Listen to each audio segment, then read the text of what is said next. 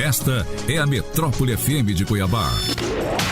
ZYD 645, canal 290, 105,9 MHz, em frequência modulada. Você também pode ouvir a Metrópole FM pela internet com exclusivo som HD pelo site metrópolefm.com.br, no seu smartphone ou tablet, através do aplicativo da Metrópole FM.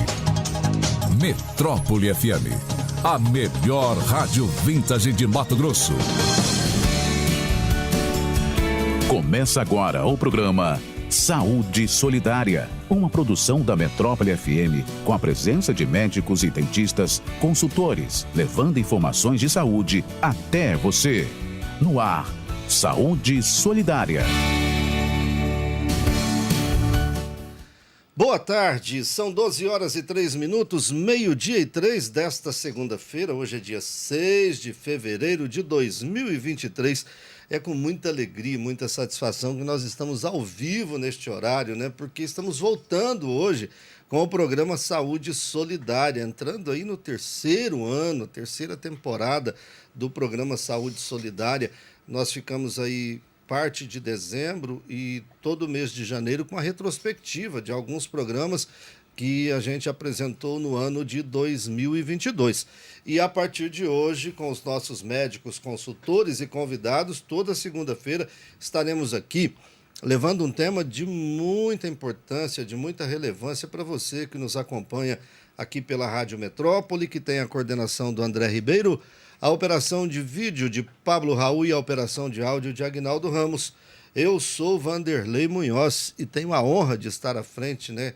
Intermediando aqui, mediando este programa, sempre com os nossos médicos consultores e os nossos convidados. E o consultor de hoje, que abre essa temporada, estava nos devendo, né? Porque faz um tempo que não aparecia no programa, Dr. Max Wagner, médico cardiologista. Seja bem-vindo, que bom recebê-lo novamente, Dr. Max. Obrigado, Vanderlei, é um prazer estar aqui. Realmente essas férias foram prolongadas, mas voltamos com energia total para 23, colaborar aqui com Medicina Solidária, que sem dúvida nenhuma, trazer informação de qualidade, muda a história, às vezes, de um ouvinte que está do outro lado, com uma dica ou outra que a gente vai dar aqui. Hoje o prazer é imenso, que eu vou estar dividindo a bancada com você, para a gente explorar um grande amigo e um dos caras que mais sabe sobre o tema hoje, que é o Dr. Roberto. É isso aí. O nosso convidado é gastroenterologista e endoscopista. Ele é presidente da SOBED-MT, a Sociedade Brasileira de Endoscopia Digestiva. Dr. Roberto Barreto, que honra recebê-lo. Seja bem-vindo, boa tarde. Boa tarde, obrigado. Um prazer enorme estar aqui com você, Vanderlei, com meu amigo Max, para discutir um tema que é extremamente relevante, que é o câncer de intestino. Pois é. Antes de entrar no tema, eu quero saber um pouquinho. O senhor é mato-grossense, não? Não, sou baiano. Baiano? Sou baiano, formado na primeira faculdade de medicina do Brasil, na Universidade Federal da Bahia. Olha, que bacana. Fiz medicina na Bahia, depois fui para São Paulo fazer residência, pós. Casei com a cuiabana naquele momento, vim para Cuiabá e já história estou aqui natural de quase anos. todos, Norberto. É a história natural dos homens, né? Que segue as mulheres, né? Ah, então. E há quanto tempo o senhor está aqui? 25 anos. 25 anos, em Cuiabá. Em Cuiabá. Que bom. E fala pra gente, o senhor é presidente da Sociedade Brasileira de Endoscopia Digestiva, é isso? Sim, é a Regional Mato Grosso, é assim que fala? Sim, é a regional aqui do Mato Grosso, da Sociedade Brasileira de Endoscopia Digestiva. Então, aqui o capítulo de Mato Grosso é um capítulo relativamente expressivo hoje na Sociedade Brasileira de Endoscopia. Para o nosso ouvinte que às vezes não conhece, muita gente tem dúvida, qual é a área que atua o gastroenterologista e endoscopista? Basicamente atua no aparelho digestivo, né? Tanto o gastroenterologista, e aí a área de atuação é maior, que pega todo o tubo digestivo e anexos, pâncreas, fígado, vias biliares, né?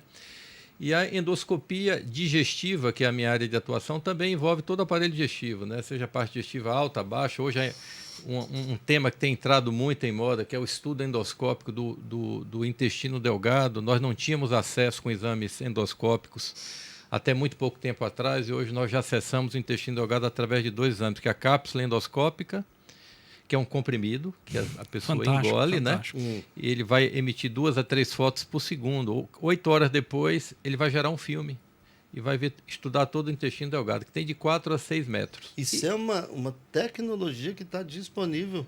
Aqui. Engole uma cápsula que é como se fosse uma câmera que vai Não, fotografar. como se fosse, não, é uma câmera. É uma câmera, é como se fosse um Big Brother, não? E com a definição de imagem espetacular.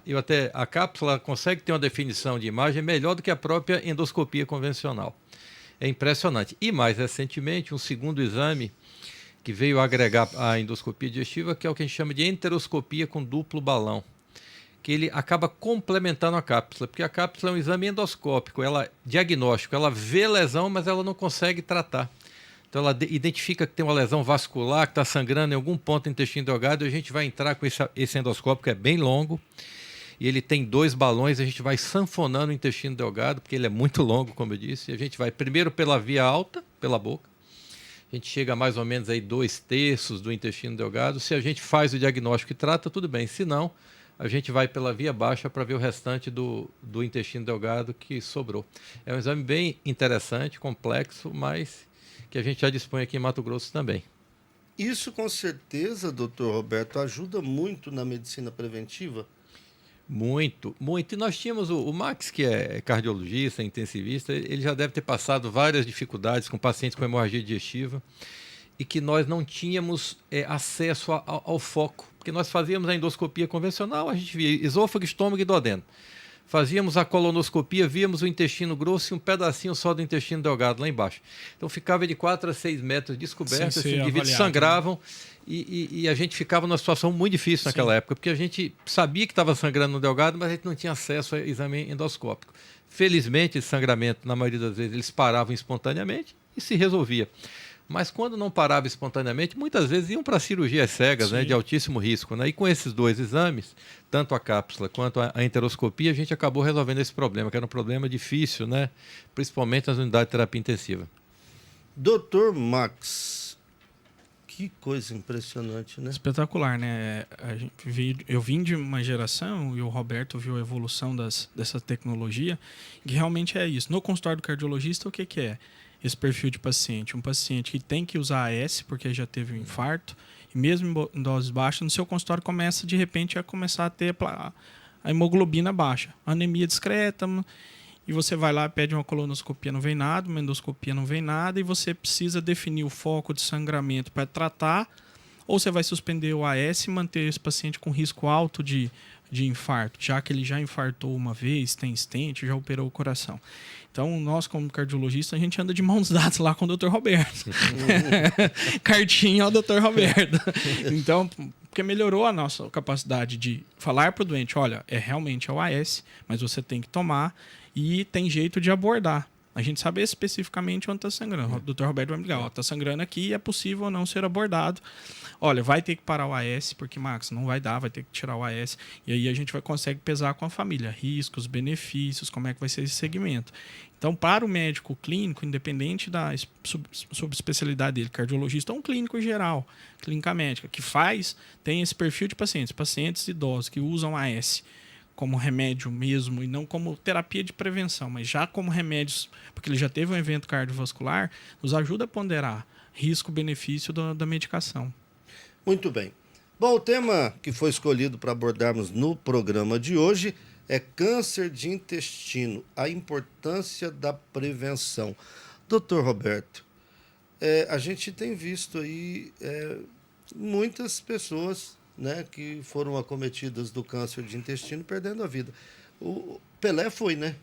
Sim, vários artistas, intelectuais recentes. Na realidade, o Pelé é o exemplo mais clássico, né? Uma personalidade, mas tem N outros, agora recentemente Preta Gil, Simoni, Roberto Dinamite também. Roberto Dinamite. Então, esses são os casos mais recentes. Mas vale ressaltar que o câncer de intestino hoje é o segundo câncer em mulheres e o terceiro em homens. E tem um estudo do INCA que foi publicado recentemente que nos próximos 10 anos o câncer de intestino será o câncer que mais vai matar precocemente. O que é que isso significa? Pessoas a partir dos 30 anos. Isso é muito grave porque O câncer é uma doença degenerativa. Ela acomete geralmente os idosos. Claro que tem câncer em todas as idades, mas de uma maneira geral é uma doença degenerativa. Quando você começa a falar em câncer de intestino a partir dos 30 anos, a gente tem que acender não só a luz amarela, a luz vermelha, né? Então, nos próximos 10 anos, será o câncer que mais vai crescer a partir dos 30 anos, ou seja, câncer precoce. E é uma doença prevenível. Né? Porque o câncer de intestino ele vem de uma sequência muito bem estabelecida, de uma sequência que a gente chama de adenoma, displasia, carcinoma, ou seja, vão aparecer os pólipos, que são as verruguinhas no intestino, nós vamos identificar e vamos remover, e vamos quebrar essa sequência de aparecimento do pólipo e transformação ali na frente para um tumor de intestino. Quando eu falo que é uma doença prevenível, é porque existem protocolos que estabelecem que idade que o indivíduo deve fazer a primeira colonoscopia. E não é à toa que no Brasil e no resto do mundo, exceto os Estados Unidos, a idade inicial é 50 anos, quando os indivíduos não têm histórico familiar. Porque se tem, a gente antecipa 5 anos, 10 anos ou até mais. E por que 50 anos? Porque a partir dos 50, 20 a 30% dessas pessoas vão ter esses pólipos. E quando a gente acessa na colonoscopia, a gente remove, a gente está quebrando a sequência aí de transformação. As populações que fazem screening, ou seja, acompanhamento a partir de 50 anos, a queda no aparecimento de novos casos de câncer de intestino é de 40%. É muito expressivo. Se você considerar isso em termos populacionais, então a gente evita que um monte de gente vá ter câncer de intestino. Então, eu digo que a colonoscopia, e eu brinco, a gente puxa um pouquinho a sardinha para o nosso lado, mas é porque a gente tem a capacidade de diagnosticar, ressecar e evitar o aparecimento do tumor. Então agora nós estamos aí em março, agora nós vamos ter uma campanha do Março Azul, que é uma campanha nacional que está muito forte, foi forte ano passado, esse ano vai ser mais forte ainda, e com esse objetivo de orientar a população a fazer a colonoscopia no momento adequado, porque assim a gente vai prevenir o câncer de intestino. Doutor Max, fica à vontade se quiser sim, fazer, sim, porque sim. Às vezes eu me empolgo aqui. Não, eu tenho total conflito de interesse aqui, porque eu tenho história familiar, né, de câncer. E aí vem a pergunta para o Roberto. Roberto, história familiar muda a idade, então vem para que idade? Se eu não tenho história, né, que idade? Se eu tenho história, para que idade? Se você não tem histórico familiar, no Brasil e no resto do mundo, 50 anos. Nos Estados Unidos já é 45. A Sociedade Americana de Câncer nos Estados Unidos tem uns 5 anos que eles anteciparam para 5, jogaram 5 anos para baixo. E não é à toa. Não é à toa. Eu já vinha falando isso, que a recomendação é mudar, porque nós que fazemos o exame, a gente está observando que entre 40 e 50 explodiu o número de novos casos de câncer de intestino. Mas existe uma questão que não é só... existe uma questão que envolve aí o público e o privado. Às vezes, num país como o nosso, é muito difícil você baixar 5 anos, porque na iniciativa privada, a população que tem acesso a plano de saúde, ele vai fazer. E o público? Que aos 50 eles não estão conseguindo fazer. Se você antecipa aos 45. Mas ainda independente disso, eu acho que no resto do mundo vai mudar para 45 anos também. E agora, no meu caso é meu avô. Meu avô teve câncer de cólon. Meu tio retirou pólipo, minha mãe pólipo.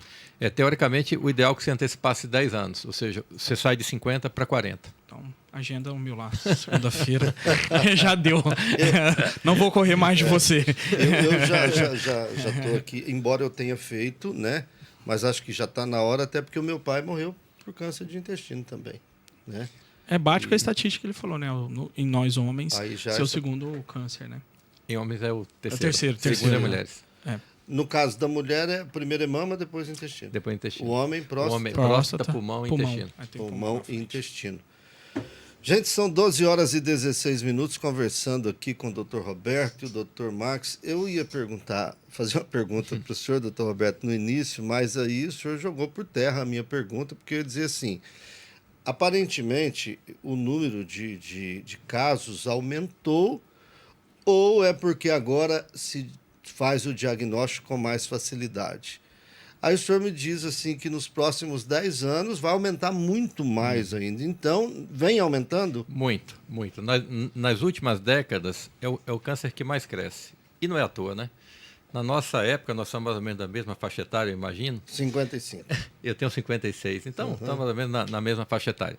Nós comíamos arroz, feijão, carne e salada, né? Nós não tínhamos fast food.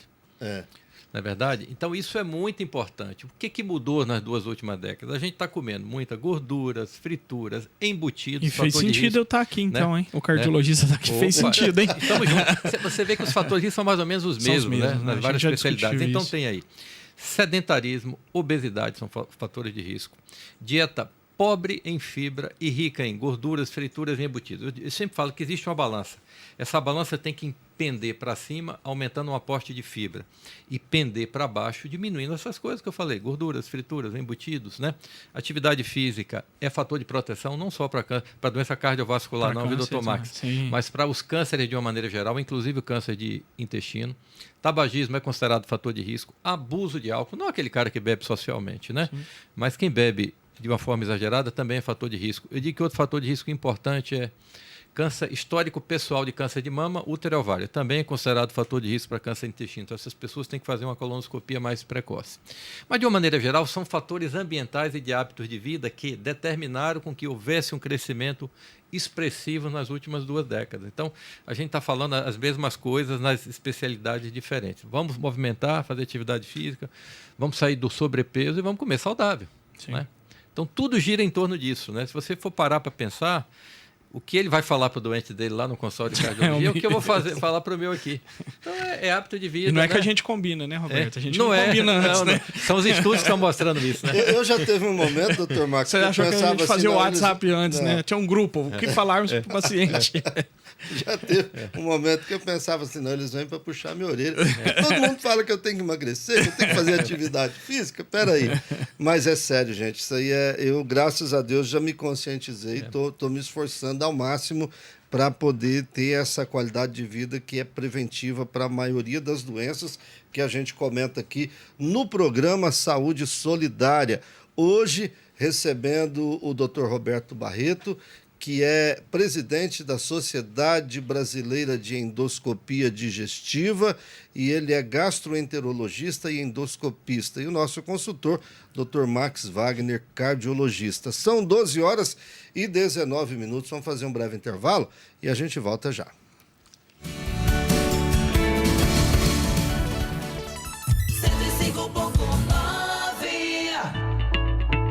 O programa Saúde Solidária volta em instantes.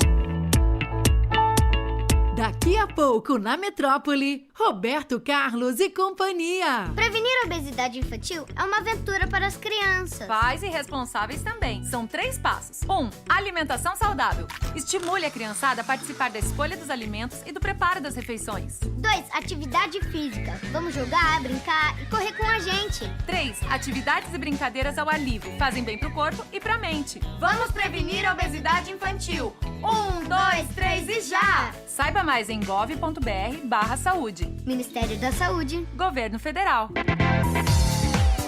65996306116. Este é o WhatsApp da Metrópole. 65996306116. Peça sua música, opine, participe da nossa programação. 65996306116.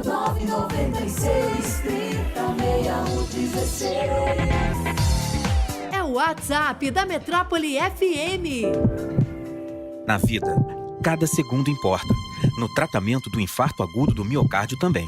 O governo federal, por meio do Ministério da Saúde, criou uma série de ações para aprimorar o atendimento e tratamento da maior causa de morte no país. Atendimento pré-hospitalar e aplicação de trombolíticos ainda na ambulância. Ao sentir dor no peito, suor frio, palidez ou sensação de desmaio, ligue para o SAMU 192. Ministério da Saúde, Governo Federal, Pátria Amada Brasil. Música, esporte e informação. Esta é a Metrópole FM de Cuiabá. ZYD 645, canal 290, 105,9 MHz, em frequência modulada. Você também pode ouvir a Metrópole FM pela internet com exclusivo som HD, pelo site metrópolefm.com.br, no seu smartphone ou tablet, através do aplicativo da Metrópole FM. Metrópole FM, a melhor rádio vintage de Mato Grosso. Estamos apresentando o programa Saúde Solidária.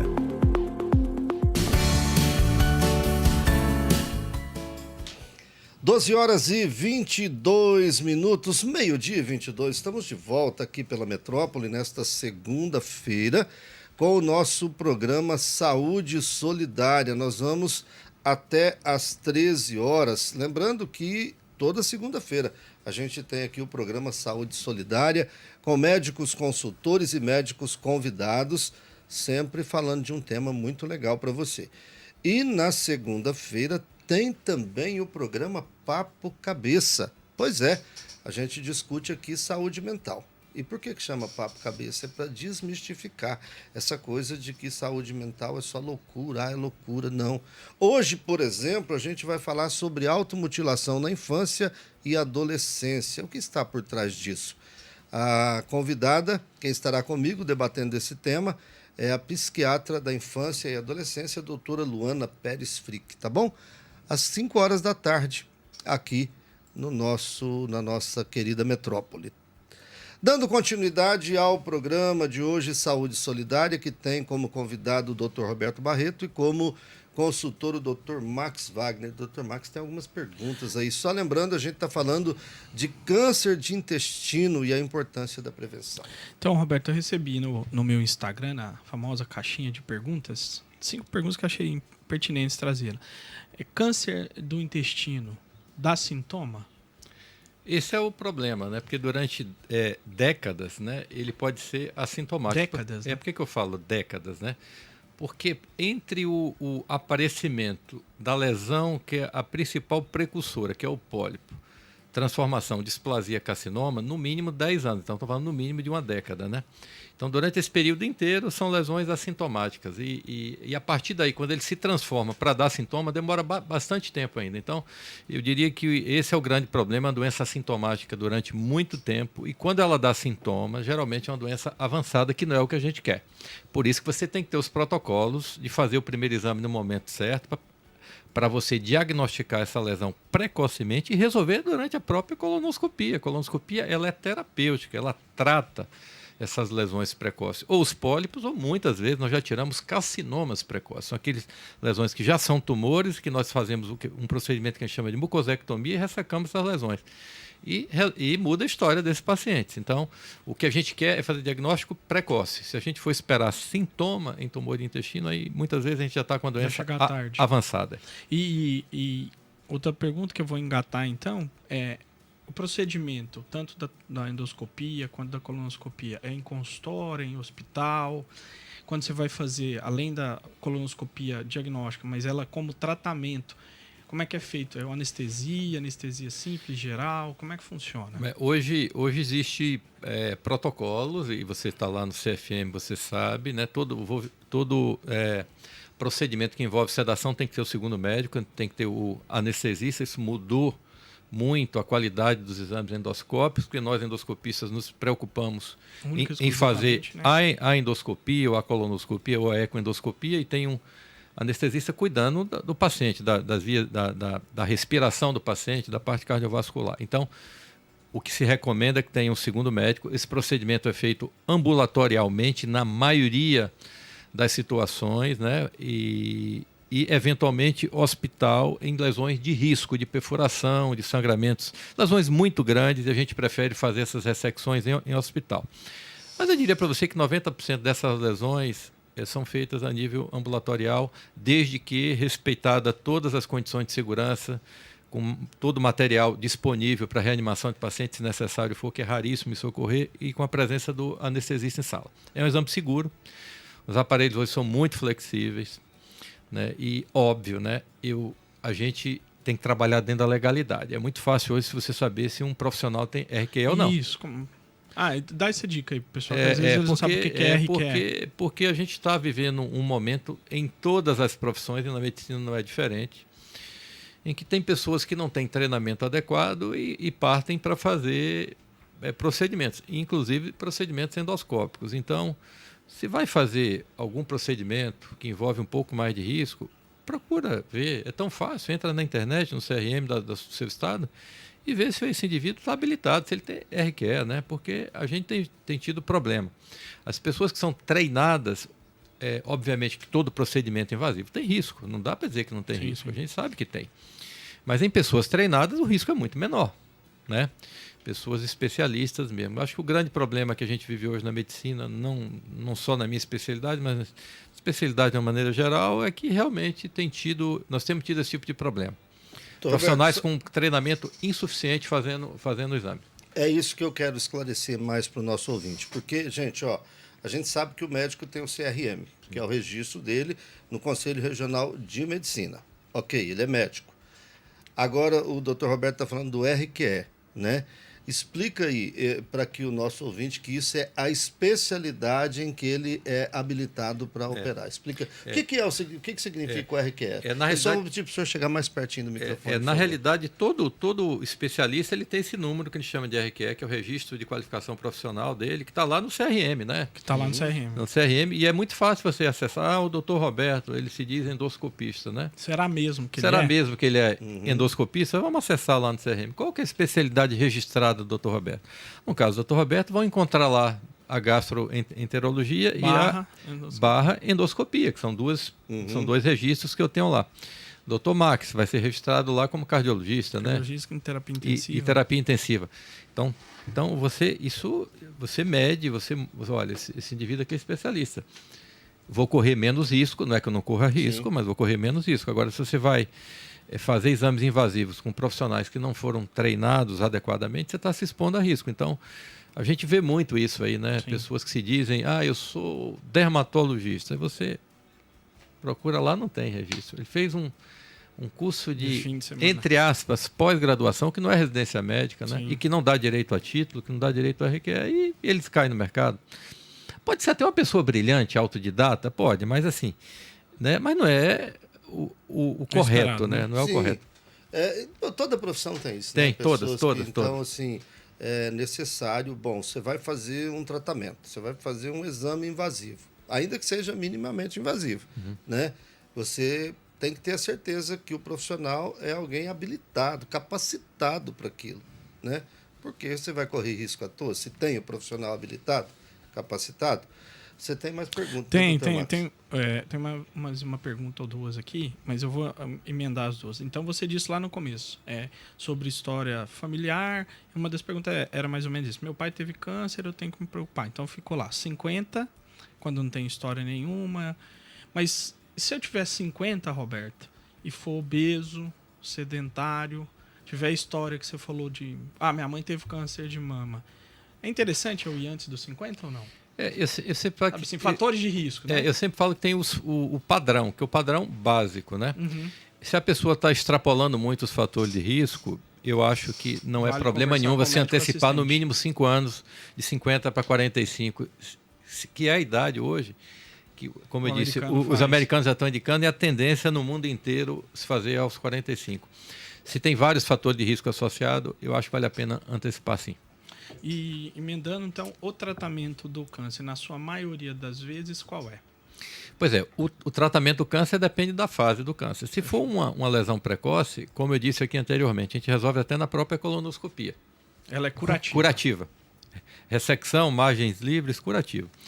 Quando a lesão é avançada, aí tem algumas modalidades. Às vezes cirurgia mais químio e rádio. Depende muito da localização do tumor e do estadiamento dessa doença. Então, aí eu diria que vai depender. Quanto mais avançada a doença, né, mais tratamento adjuvante esses indivíduos vão precisar fazer. Por isso que o importante é fazer logo esse diagnóstico precoce. E aí vou entrar numa seara que é um pouco da área masculina, né? O câncer de próstata tem um viés do homem não querer ir lá fazer o toque retal e ele acaba se segurando, falando assim, faça só o PSA. Existe isso no câncer de colo? Os homens também procuram menos pelo estigma de fazer um exame que é pela via anal e tenta assim, Roberto, não tem um exame de sangue aí? Preconceito bobo. O preconceito. Não tem, mas isso diminuiu muito. A gente vou botar nos últimos 5 anos aí, essas campanhas aí de conscientização, de prevenção de câncer de intestino, isso tem mudado bastante. Mas ainda assim existe um preconceito, eu diria que pequeno hoje, né? Hoje as pessoas vão no consultório porque existe uma questão. São vários médicos hoje que pedem a colonoscopia, não é só o gastrocirurgião, é o geriatra, é o ginecologista, enfim, uma gama de especialidades que estão fazendo essa prevenção. E o próprio doente com campanha, hoje você tem, num programa como o seu, que tem uma audiência enorme. Você imagina uma pessoa de 50 anos está ali do outro lado ouvindo aqui, nós aqui falando um pouquinho de câncer de intestino, pô, mas eu tenho 50 anos, eu nunca fiz uma colonoscopia, vou procurar lá meu doutor fulano para poder fazer esse exame.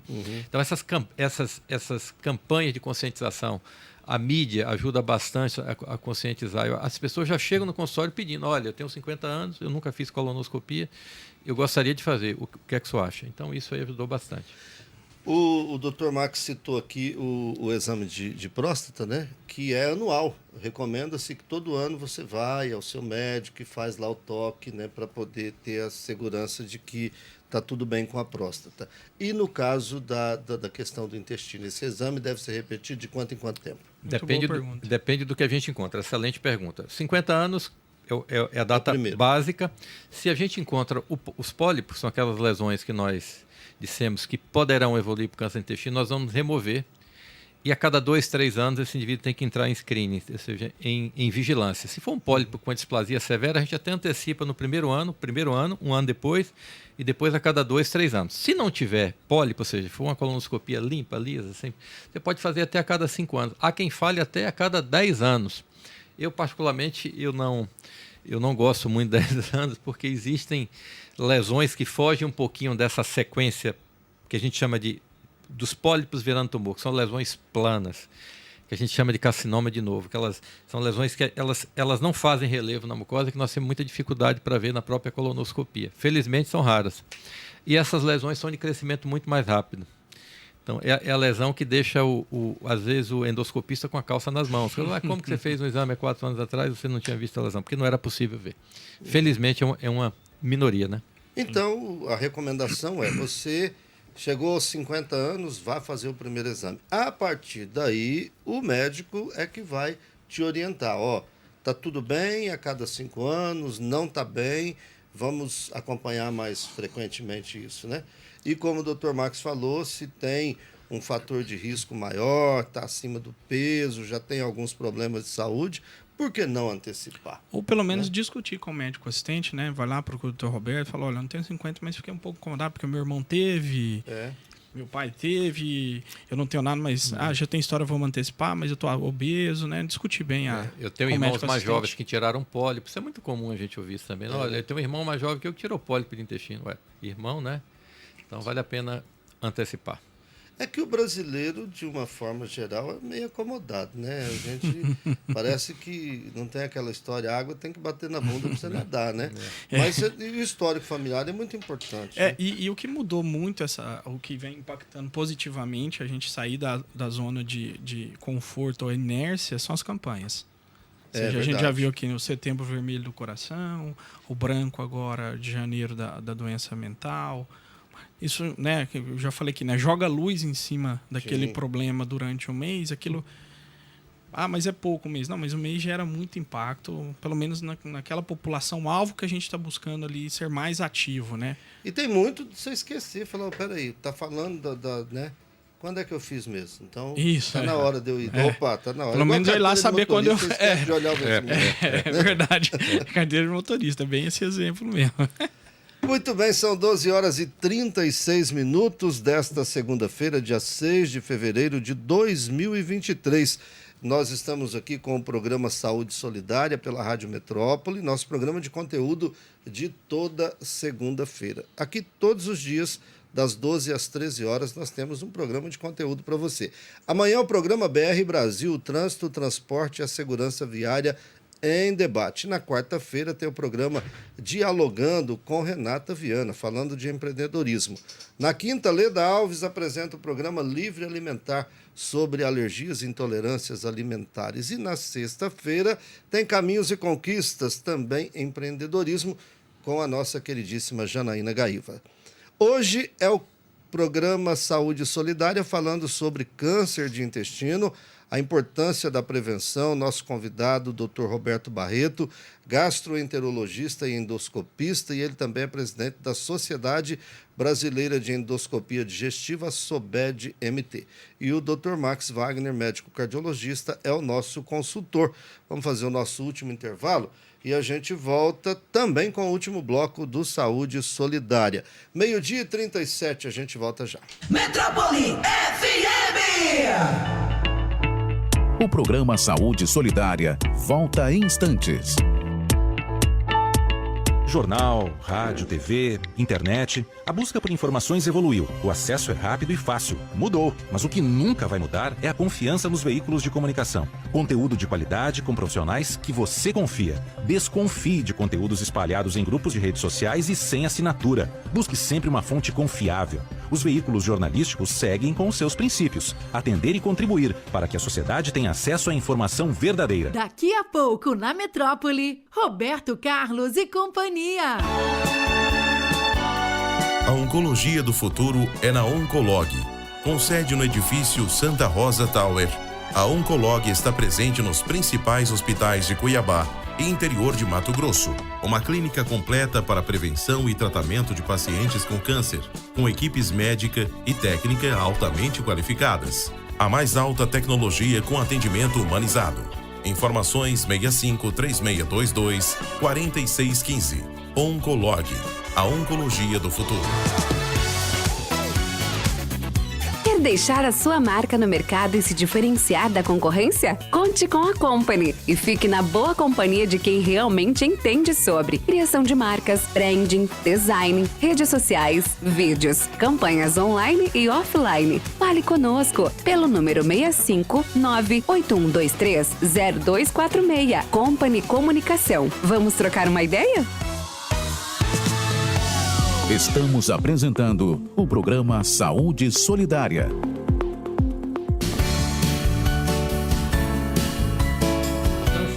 A população fica atenta. 12h39, meio-dia e 39. Estamos de volta com o programa Saúde Solidária desta segunda-feira. O tempo passa muito rápido, né? O assunto é bom, chama atenção, a gente fica nessa expectativa de esclarecer cada vez mais, de levar numa linguagem muito fácil, né, para que o ouvinte entenda bem e tire suas dúvidas. E o programa vai, né? Como é bom. O tema é bom, o programa voa. Já são 12h40, doutor Max. Estamos indo para o nosso último bloco. O doutor Roberto tem que explorar ele. Pois é, né? É difícil tirar ele de tanto trabalho que esse homem tem, rapaz. Doutor Roberto, então, de uma forma geral,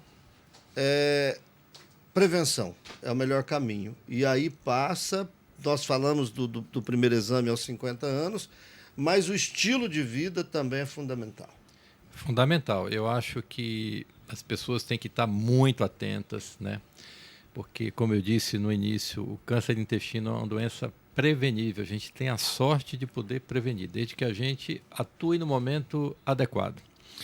Vale ressaltar isso que você acabou de mencionar também, da importância de hábito de vida saudável, atividade física, evitar sedentarismo, evitar sobrepeso e comida saudável. Comida saudável, é claro que na correria e no dia a dia as pessoas às vezes não tem como em casa comer, mas a receita é aquela, equilibrar aí, aumentando as fibras e diminuindo aquelas coisas que a gente referiu também anteriormente, aí, que fazem muito mal para o intestino, que é gorduras, frituras, embutidos.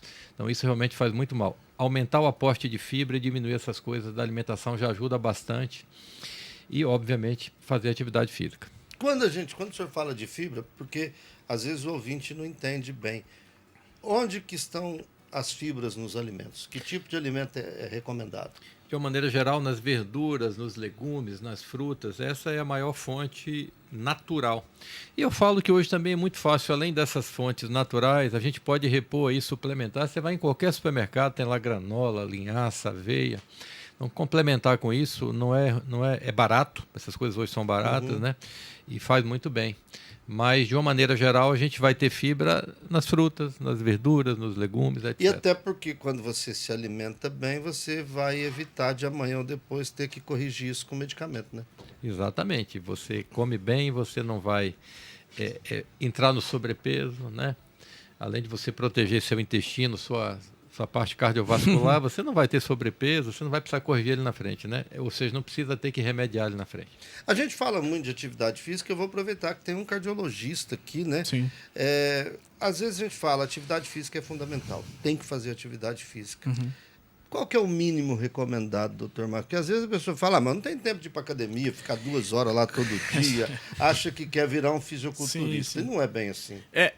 Essa pergunta é interessante. Vou começar com uma resposta um pouco provocativa, né? Não deveria existir um mínimo para se fazer o bem, né?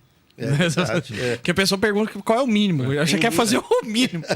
Qual é o mínimo? Né? O mínimo. A gente sabe que, assim, do ponto de vista acadêmico, se a gente fizer 12 minutos de atividade física de alta intensidade, a gente já tem impacto em diminuição de morte cardiovascular.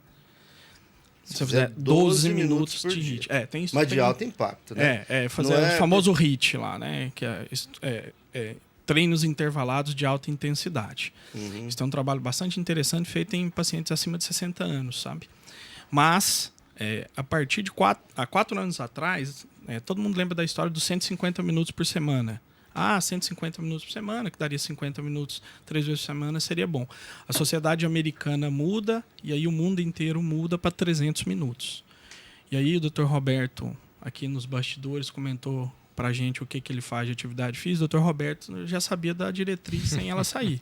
Você precisa ter isso bem dividido entre atividades resistivas, que é musculação. Tem músculo, músculo é vida, músculo é que vai fazer a gente ter menos osteoporose, independência, e intervalado com atividades aeróbicas. Então seria metade da semana atividade aeróbica, metade da semana musculação. Aeróbica é uma corrida, é a bicicleta. Correr, pedalar, jogar tênis, peteca, caminhar no parque. Caminhar no parque com ritmo, né? Tem aquele, já viu, Roberto? Não, é caminhada de parque, né? Eu fui no shopping, andei 1h30 caminhada lá, Não, o cara vai no parque e anda como se estivesse dentro do shopping. Aí não dá, né? Não, são coisas diferentes. Mas se a gente tiver... Hoje, a minha grande luta no consultório é para fazer com que a pessoa, além de fazer exercício, ela entenda que musculação é importante. Muito importante. Muito importante. Estão nas diretrizes de cardiologia. Está lá escrito, assim, tem que ter atividade resistiva. Então, doutor, só caminhada ajuda? É que a palavra ajudar, ajuda. Mas ele vai estar tendo o melhor benefício possível? Não. Então, por exemplo, como perguntam o mínimo, eu falo, essa pessoa não quer. Porque assim, ninguém pergunta assim, qual que é o mínimo que eu tenho... Também pergunta, né? Mas ela já sabe a sua. Qual que é o mínimo que eu tenho que fazer para ser rico? Né? Qual que é o mínimo que eu tenho que fazer para ser feliz? Né? Não sei, sabe, são umas perguntas meio... A gente já parte do mínimo. Mas assim, idealmente Hoje eu peguei rapidamente para contar assim, 3 pacientes agora de manhã. Uma menina de 25, um cara de 50 e um senhor de 75. E olhei as 3 esteiras, teste de esteiras que os 3 fizeram. A de 25, sobrepeso, veio para fazer um check-up para começar a academia. O de 50 veio para uma segunda opinião, hipertenso, diabético e obeso. E o de 75 é magro e faz exercício a vida inteira. Se você olhar o resultado das 3 esteiras, você fala assim, não, o de 75 é esse aqui. A menina teve uma capacidade física fraca, o de 50 muito fraco, ele não aguentou dar 3 minutos, e o senhor aqui se comportou como um menino de 30 anos que treina bem. Se você pegar se você pegar a esteira e olhar, se você olhar para os pacientes, você sabe de quem é a esteira. Você olha para o cara, você sabe de quem é a esteira. Então, assim, esse é tão assim, é tão na cara que a menina que acompanha, minha esposa lá faz exame, né, de teste de esteira, a doutora Renata, a menina que trabalha na sala de exame falou que começou a fazer exercício depois de ver o perfil de quem ia bem e quem ia mal na esteira. Então, assim, né? Então, quando fazer atividade física, é você realmente entender que aquilo vai te melhorar demais a sua qualidade de vida e é tratamento. É prevenção e tratamento de doença. Você sabe, doutor Roberto, eu lembrei aqui agora, doutor Max, a gente teve a oportunidade de entrevistar o doutor Drauzio Varela aqui na rádio. E ele corre, atleta, né? Ele é cheio de fazer atividade. E aí, quando o Dr. Max falou assim que a pessoa pergunta qual é o mínimo, é porque ela realmente está querendo fazer. Qual é o mínimo? Aí você pega, o Dr. Drauzio falou assim, o problema é que você diz assim para a pessoa, faz 1 hora de atividade por dia, faz 50 minutos de atividade todos os dias, já vai ter uma saúde boa. Aí a pessoa olha e fala assim, não, mas eu não consigo ficar lá 1 hora, não tenho tempo de ficar, né? Ele está sempre arrumando uma desculpa para não ir fazer, né? Sim. Hoje eu não tenho 50 minutos. Ele falou, cara, você não tem os 50, vai Faz os meia 30. hora. Se você não tiver os Faz 30 os 12 minutos, faz né? 10 minutos. Bem feito, vai lá e se entrega e faz aquilo bem feito. Ou seja, o negócio é não entrar no sedentarismo total, doutor Roberto. O mínimo já é saudável. Sem dúvida. E assim, essa questão de eu não tenho tempo é muito relativa. A gente sabe que a gente arruma tempo, né? Se a gente quiser. E outra, arrumar tempo para a nossa saúde, né? Porque se a gente não tiver saúde, a gente não vai ter tempo para nada, né? Não é verdade? Então, A gente não vai ter mais tempo, né? não vai ter mais tempo, vai perder todo o tempo do mundo. É verdade. Eu nesse aspecto, eu tenho que dizer o quanto a minha esposa tem me ajudado, né? Porque ela tem cobrado muito isso. E aí, Bacana. ela cansou de me esperar e falou assim, tá bom, você não vai, eu vou sozinha para academia. Aí minha filha empolgou e começaram a ir as duas. E chegava em casa, elas só falavam de academia. Eu falei, vou ter que ir, não tem jeito, né? Chato isso aí. Aí Vai fechamos. chato. E aí acabou que fechamos um pacote, agora vai os 3, né? E o corpo acostuma, né, doutor Marcos? Porque Acostuma. se o corpo acostuma, você tem que vencer aquela inércia inicial. Cara, você tem que ir. Porque depois que você Comodismo. estiver lá, você é obrigado a fazer, entendeu? Você tem que ir. Porque depois chega na academia, você não vai falar assim, tô aqui, não vou fazer nada, né? Então você já tá lá. E depois que você vai, você não vê a hora passar. Não, Na rapidão. hora que você assusta, você já fez todas as atividades. E aí vem o prazer pós-atividade. O resultado, né? Sim. Eu ainda sofro, confesso que eu ainda sofro um pouquinho com a atividade aeróbica. Eu ainda tenho, né? Já estou começando a mandar bem na esteira e na bicicleta, mas tem um tal de elíptico lá. Elíptico, que eu transfer. olho para aquilo e me dá isso. Mas isso é tempo, né? É, É né? condicionamento, né? Bom, olha, gente, o programa está chegando ao final e que satisfação estar de volta com o programa Saúde Solidária depois do nosso período de recesso e retrospectiva. Mais alguma pergunta, doutor Marcos, doutor Roberto? Não, queria que, então, Roberto, se fosse para vocês um ponto, seria a prevenção. Prevenção e endoscopia, no caso de câncer de cólon, está muito relacionado. Que você frisasse bem essas idades, para a gente sair daqui com isso bem marcado.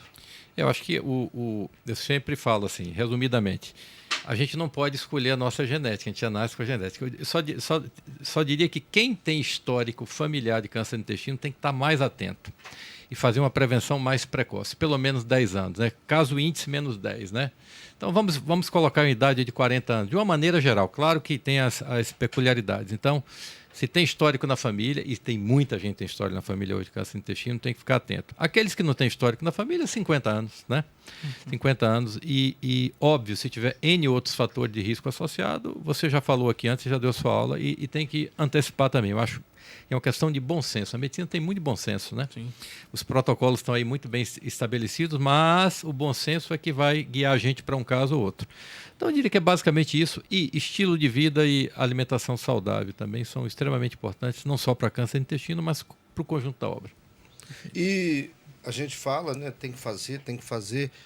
Para quem tem um plano de saúde, é só a decisão de fazer, né? Para quem tem algum convênio.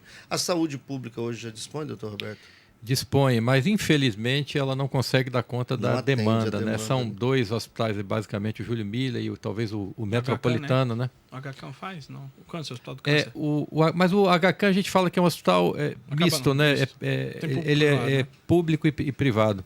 Lá tem também, mas ainda assim não consegue dar conta da demanda, infelizmente. Eu acho que o governo os governos de uma maneira geral no Brasil inteiro precisam melhorar a infraestrutura dos hospitais públicos para fazer mais colonoscopia e vai ficar mais barato para o Estado, porque quando você diagnostica precocemente, esse indivíduo vai ficar mais barato para o Estado. Uma doença avançada vai custar caro para o Estado. Então isso é uma questão de inteligência, né? Sim. Eu acho que tem que investir mais. Não falta gente para fazer exame, que falta equipamento, né? E o detalhe é aquela situação do... Se você sabe, se você depende da saúde pública, não se acomode, né? Porque, às vezes, a pessoa já tem o comodismo de, não vou fazer, não tem sentido nada e tal. Bom, você depende da saúde pública, já comece a procurar, entra na fila, né? Se você tem histórico na família, e está com 35 anos, já entra na fila, já vai procurar um médico, pedir para ele te ajudar, né, fazer o encaminhamento. Se você não tem histórico, está tudo bem, mas está aí com, né, passando dos 45, já vai tentando agendar, porque assim, vai depender da sua boa vontade também, do seu querer fazer, né, e procurar o quanto antes para poder ter acesso aos exames e, se for necessário, um acompanhamento. Como bem disse o Dr. Roberto, o primeiro exame ele é para uma observação geral. E aí a repetição disso vai ser de acordo com o médico, com o profissional que vai estabelecer. O senhor disse, né, que tem casos quando a situação é um pouco mais preocupante, que inicialmente se faz até um acompanhamento anual, né? Sim. O pós-primeiro exame com ressecção de lesões mais perigosas, entre aspas, a gente faz um controle no primeiro ano. E a partir daí a cada 2, 3 anos. Muito bem. Dr. Max, algo mais? Não, só agradecer, falar que contamos com... Primeiro fala aí onde é que o senhor atende sim, e claro. as redes sociais. Minhas redes sociais, tanto o Instagram quanto o Facebook, é Max W Lima. Max W Lima. Eu atendo no Hospital Mecor e na Clínica Vida.